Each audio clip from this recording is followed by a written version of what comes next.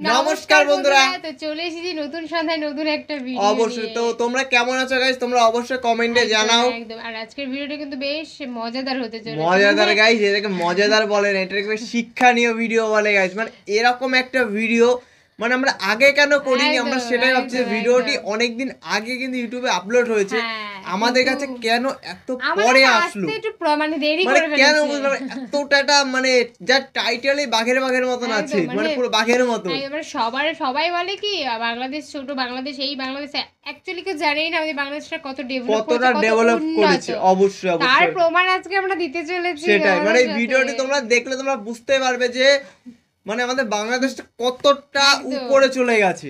তো বলছে মায়ানমার কেন বাংলাদেশকে এত বেশি ভয় পায়, মানে বুঝতেই পারছো টাইটেলটা এরকম, মানে কি বলবো, অমায়িক লেভেলের টাইটেল গাই। এত ভয় পায় এই কথাটাও তাও মানা যায়, এত বেশি কেন ভয় পায় তখন মানে একটা দেখার বিষয়। তো মেইন ভিডিও কিন্তু আমরা দেখতে চলে আসবে। প্লিজ গাইস তোমরা চেক আউট করে নাও যে কেন আমাদের মায়ানমার আমাদের বাংলাদেশকে এত বেশি ভয় পায়।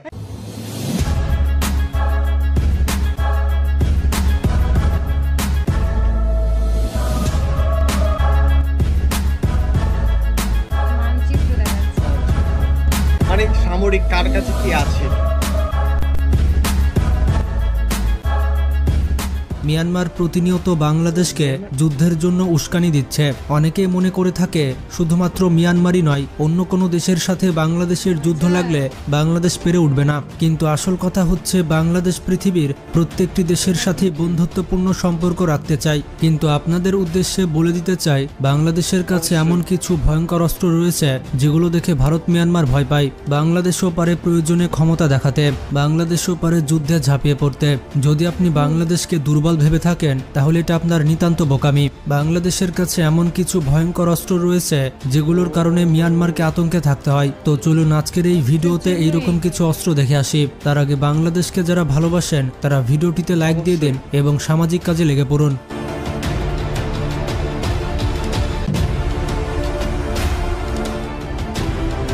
Number 1, WS-22A MLRS। এটি হচ্ছে বাংলাদেশের ভয়ঙ্কর সামরিক অস্ত্রের মধ্যে একটি। বর্তমানে বাংলাদেশের বহরে 36টি রকেট লঞ্চার সিস্টেম রয়েছে। এই মিসাইলটি 47 কিলোমিটারের মধ্যে যে কোনো বস্তুকে ধ্বংস করে ফেলতে পারে। এই অস্ত্রকে প্রতিরোধ করার মতো কোনো অস্ত্র এখনো পর্যন্ত মিয়ানমারের কাছে নেই। এর প্রতিটি ইউনিট একসাথে 80টি সেল বহন করতে পারে, যার প্রতিটির ওজন 73 কেজি। এই অস্ত্রটির ডিস্ট্রাকশন এরিয়া 15.2 মিটার। বাংলাদেশের এই অস্ত্রটি মিয়ানমারের কাছে একটি বিশাল হুমকি।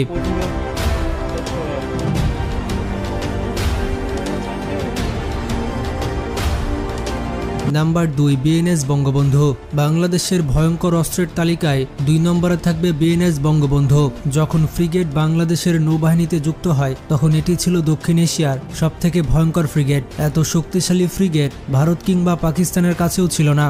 এটিতে রয়েছে 8টি জাহাজ বিধ্বংসী মিসাইল, যেটি 220 কিলোমিটার দূরে যে কোনো বস্তুকে আঘাত আনতে সক্ষম। বিমান ধ্বংসকারী 8টি মিডিয়াম রেঞ্জের FM মিসাইল রয়েছে এই ফ্রিগেটে, যা 15 কিলোমিটার দূরে যে কোনো বস্তুকে নিখুঁতভাবে হামলা করতে সক্ষম। তাছাড়া বিএনএস বঙ্গবন্ধু একটি অ্যাটাক হেলিকপ্টার বহন করতেও সক্ষম। তাছাড়া বিএনএস বঙ্গবন্ধু কখনো একা একা চলে না, এর আশেপাশে অনেকগুলো যুদ্ধজাহাজ এবং যুদ্ধবিমান চলাচল করে। এই বিএনএস বঙ্গবন্ধু তার শত্রুদের কাছে এক দুঃস্বপ্নের নাম। Number 3, type 035 submarine. বাংলাদেশের এই সাবমেরিনটি মিয়ানমারের কাছে একটি বড় হুমকি। বর্তমানে বাংলাদেশ নৌবাহিনীতে মোট 2টি সাবমেরিন রয়েছে, যেগুলো চীন থেকে ক্রয় করে নিয়ে আসা হয়েছে। বাংলাদেশ আরও 4টি সাবমেরিন চায়নাকে অর্ডার করে রেখেছে।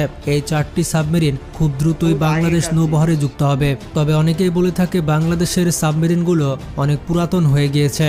আসলে যারা এই কথা বলে থাকে তাদের সাবমেরিন সম্পর্কে কোনো জ্ঞান নেই। বাংলাদেশ এই সাবমেরিনগুলোকে নিজেদের প্রয়োজনে আপডেট করে নিয়েছে। আর এই সাবমেরিন 36টি টর্পেডো বহন করতে সক্ষম এবং টর্পেডোর রেঞ্জ প্রায় 15 কিলোমিটার। এগুলো দিয়ে 15 কিলোমিটারের মধ্যে থাকা মিয়ানমারের যে কোনো জাহাজকে ধ্বংস করা সম্ভব। তাছাড়া এই সাবমেরিনে 32টি নেভাল মাইন রয়েছে, মানে সমুদ্রে যে বোমগুলো ফাটানো হয় এই মাইনগুলোর সাহায্যে খুব সহজে মিয়ানমারের জাহাজগুলোকে ধ্বংস করে ফেলা যাবে। তাছাড়া মিয়ানমারের কাছে এমন কোনো অস্ত্র নেই যা দিয়ে তারা এই সাবমেরিনকে ঠেকাবে। প্রতিরোধ করবে এরকম কোনো জিনিস নেই।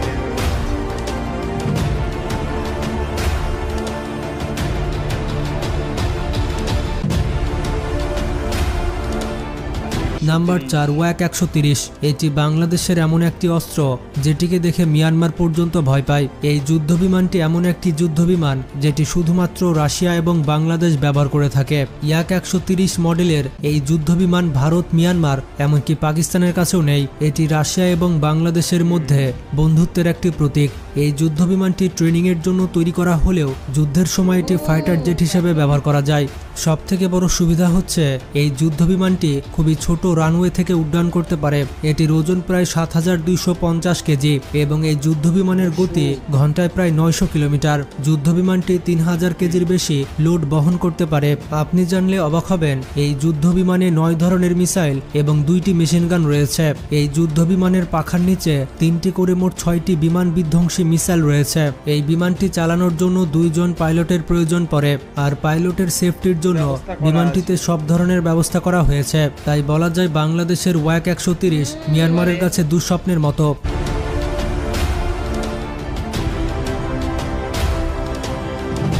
Number 5 Sukhoi SU-30। 2020 সালে বাংলাদেশ বিমান বাহিনী 16টি SU-30 ক্রয় করে, তবে এই বিমানগুলো এখনো ডেলিভারি পায়নি।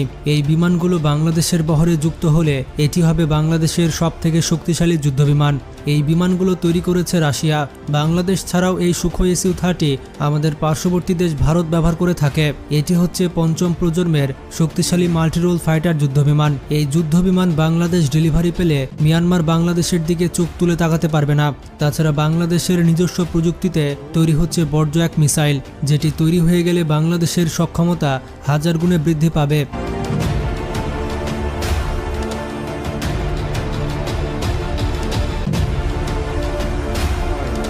Number 6 towed artillery. আর্টিলারি ছাড়া যুদ্ধক্ষেত্র একেবারে অসম্ভব। ছোট বড় সকল দেশ তাদের চাহিদা অনুযায়ী আর্টিলারি ব্যবহার করে থাকে। বাংলাদেশ সেনাবাহিনীর সক্ষমতা বৃদ্ধির জন্য 2019 সালে বাংলাদেশ সরকার 150টি টাউড আর্টিলারি বাইরের দেশ থেকে ক্রয় করেছে। বর্তমান বিশ্বে এটি সবথেকে ভয়ঙ্কর আর্টিলারি। যুদ্ধক্ষেত্রে মুহূর্তের মধ্যে মোড় ঘুরিয়ে দিতে পারে এই অস্ত্রটি। মজার ব্যাপারটি হচ্ছে এই আর্টিলারি এক স্থান থেকে অন্য স্থানে সহজে নিয়ে যাওয়া যায়। এই অস্ত্রটি পরিচালনা করতে 7 জন সৈনিকের প্রয়োজন।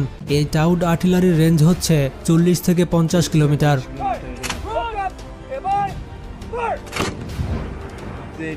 Number 7 JTT-05 tank. ইন্টারেস্টিং ব্যাপার হচ্ছে এই ট্যাঙ্কটি একটি উভচর ট্যাঙ্ক, মানে এই ট্যাঙ্কটি একসাথে পানিতে এবং মাটিতে চলতে পারে। এই ট্যাঙ্ক তৈরি করেছে চীন, আর বাংলাদেশ এই ট্যাঙ্কগুলো অর্ডার করেছে। খুব শীঘ্রই চীনের কাছ থেকে এই ট্যাঙ্কগুলো ডেলিভারি পাবে। আমরা সকলেই জানি বাংলাদেশ নদীমাতৃক দেশ। এই অস্ত্রটি যেহেতু পানিতে চলতে পারে, তাই এটি বাংলাদেশে আনলে বাংলাদেশ সেনাবাহিনীর ক্ষমতা অনেক গুণ বেড়ে যাবে। তাছাড়া এই যুদ্ধ ট্যাঙ্কের বেশ কিছু ফিচার্স রয়েছে যেগুলো এখনও অফিসিয়ালভাবে প্রকাশ করা হয়নি।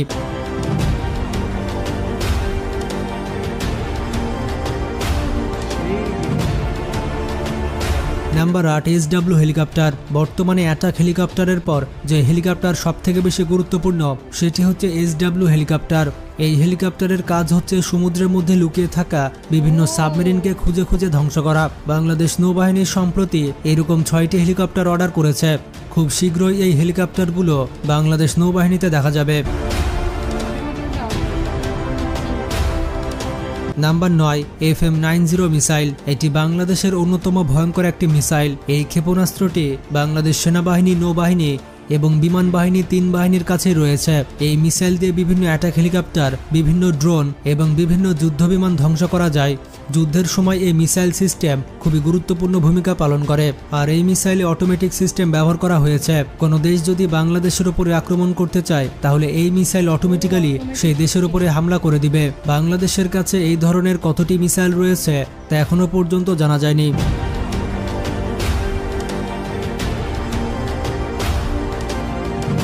Number 10 combat attack UV drone. কয়েক বছর আগে তুরস্কের কাছ থেকে বাংলাদেশে অ্যাটাক ড্রোন ক্রয় করেছে।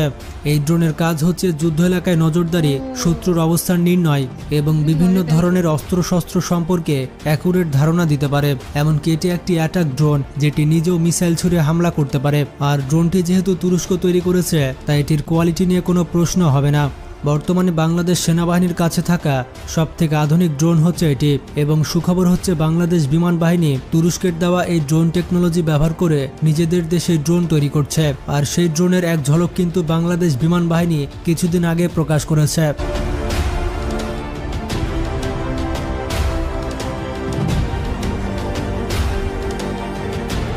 Number 11, Apache attack helicopter. Bangladesh বিমান বাহিনী ইতিমধ্যে জানিয়েছে তারা 8টি অ্যাপাচি হেলিকপ্টার অর্ডার করেছে। পুরো পৃথিবীতে এটি সবথেকে শক্তিশালী অ্যাটাক হেলিকপ্টার।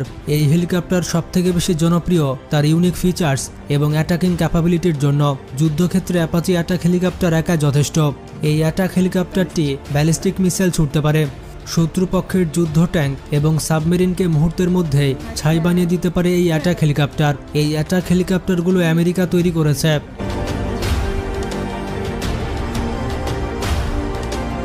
Number 12, MiG-29। এটি চতুর্থ প্রজন্মের একটি বিধ্বংসী ফাইটার জেট প্লেন। বাংলাদেশের কাছে মোট 8টি MiG-29 রয়েছে। তাছাড়া পার্শ্ববর্তী দেশ ভারতও MiG-29 ব্যবহার করে থাকে। তবে বাংলাদেশের MiG-29গুলো বেলারুশ থেকে আপডেট করে নিয়ে আসা হয়েছে। তাই বাংলাদেশের MiG-29গুলো ভারতের MiG-29গুলোর থেকে অনেক বেশি অ্যাডভান্স। এটি হচ্ছে রাশিয়ার তৈরি একটি যুদ্ধবিমান। বর্তমানে MiG-29 বাংলাদেশ বিমান বাহিনীর কাছে সবথেকে শক্তিশালী যুদ্ধবিমান।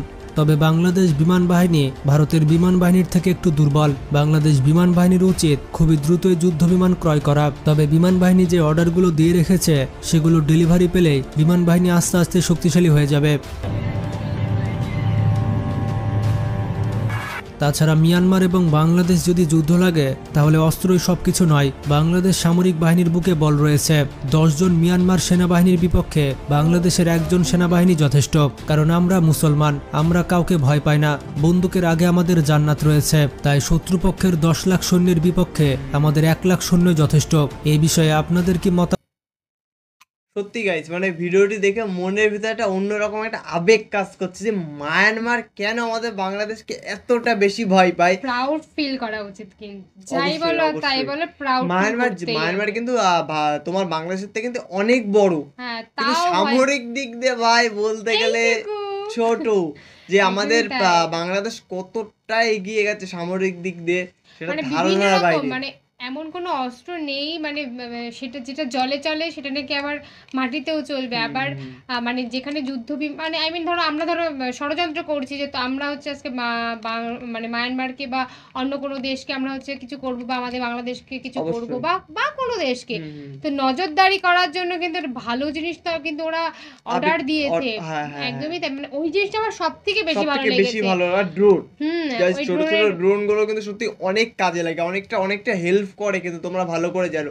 তো গাইস, ভিডিওটি তোমাদের কেমন লাগলো তোমরা অবশ্যই কমেন্টে জানাও। তোমাদের যদি এরকম যদি আপডেট যদি চাই, নতুন নতুন ভিডিওর আপডেট যদি তোমাদের চাই, তো অবশ্যই গাইস আমাদের চ্যানেলটাকে সাবস্ক্রাইব করতে হবে। সাবস্ক্রাইব করলে গাইস এরকম মানে নিত্য নতুন ধামাকাদার ভিডিও গাইস আমরা তোমাদের সাথে উপহার দেবো তোমাদেরকে। মানে তোমরা যদি সাবস্ক্রাইব করো তো অলরেডি পেয়ে যাবে, কারণ তোমরা যারা সাবস্ক্রাইব অবশ্যই এতদিন করেছো বা এখনো করছো, আমাদের নতুন নতুন ভিডিওর আপডেট তোমরা প্রতিদিনই পেয়ে যাও। তো অবশ্যই তোমরা মানে তোমাদের বন্ধু বান্ধব যারা আছে বা যারা আছে তোমরা সবাইকে একটু সাজেস্ট করো যে আমাদের ভিডিও যদি তোমাদের ভালো লাগে তবেই সাজেস্ট করো যে আমাদের চ্যানেলটা যেন অবশ্যই চেক আউট করে। তো চলো গাইস, নতুন কোনো ধামাকাদার ভিডিওতে তোমাদের সাথে আবার দেখা হবে। আজকের মতন এখানেই টাটা।